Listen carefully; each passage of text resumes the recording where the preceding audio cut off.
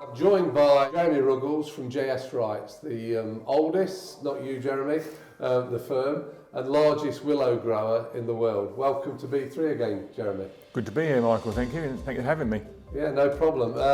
Not seen you for a couple of years, been the small matter of a global pandemic. Yes. That's upset us a little bit. How have things been? Things have been pretty good, yes. We shut down for 5 weeks when the pandemic started in March 2020, wasn't it? Directors kept working, my daughters helped me in the yard, kept the dryers being filled, had everything ready to go. As soon as we came out of lockdown, sales were good, yeah. What about harvesting trees, getting out to the growers and taking the crop in? How was that affected?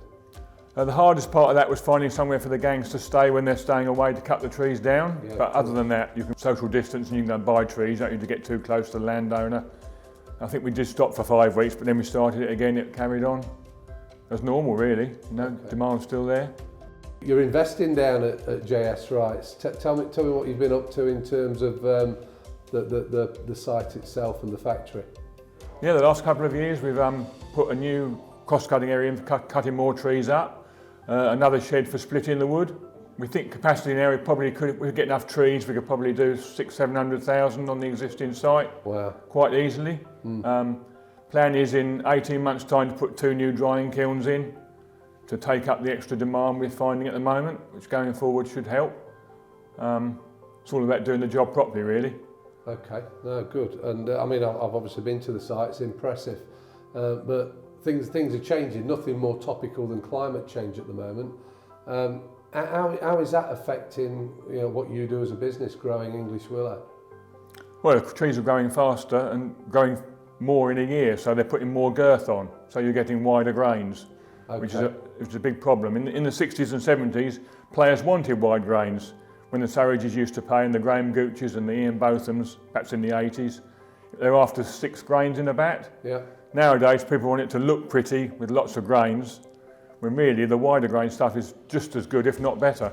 Yeah, to be honest, I've always advocated 5 to 7 grains is probably the grain structure I go for. I find that they take a little bit longer to knock in, but once you've got them knocked in, they perform really well and last longer. Some of the narrower stuff can perform well from the get-go, but can sometimes die quickly and also sometimes be a bit more brittle. Would that be a fair assessment? Yeah, very fair assessment. Yeah, we're getting more and more come through in the clefts, so they have 6, 7 grains in.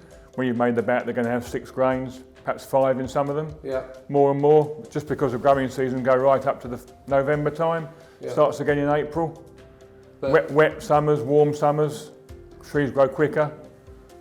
We've actually seen some, and I don't want to upset you here, but I've seen some European willow being offered in the marketplace. Serbian, I think. There's a couple of people growing and selling it. It doesn't work, does it?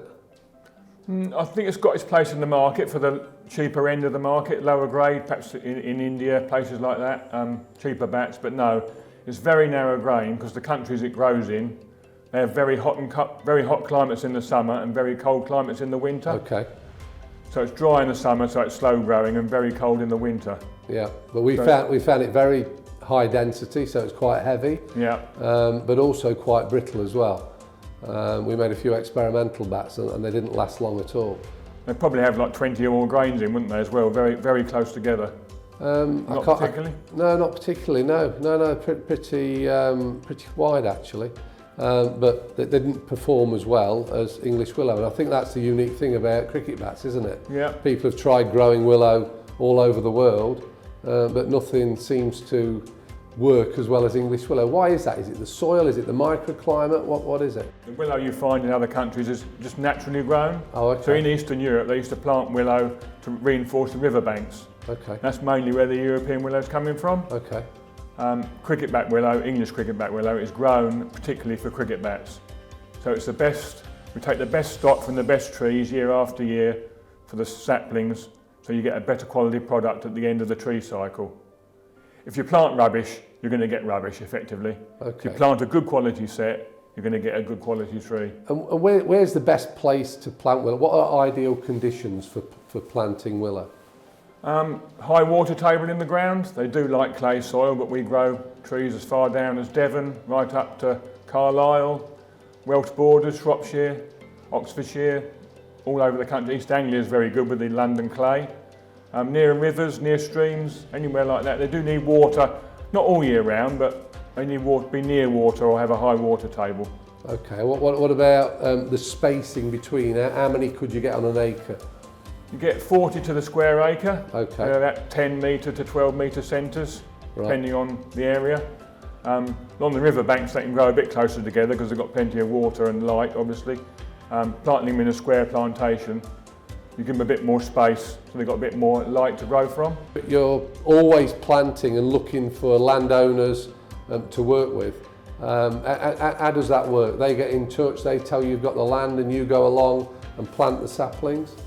Yes, they give us their address where they are. You can look on Google Maps to get some idea of how the land lies with rivers and things.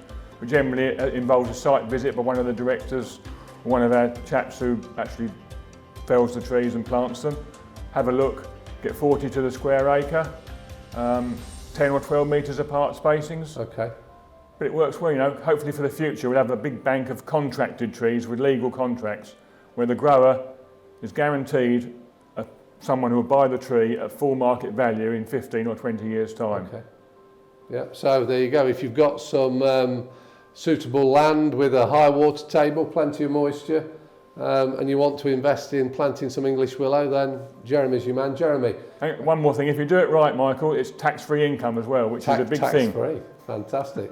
Hey, great to meet you. We're going to have some lunch, and we're coming down to you in April, so looking forward to that. It's been a while, and it's always a great trip.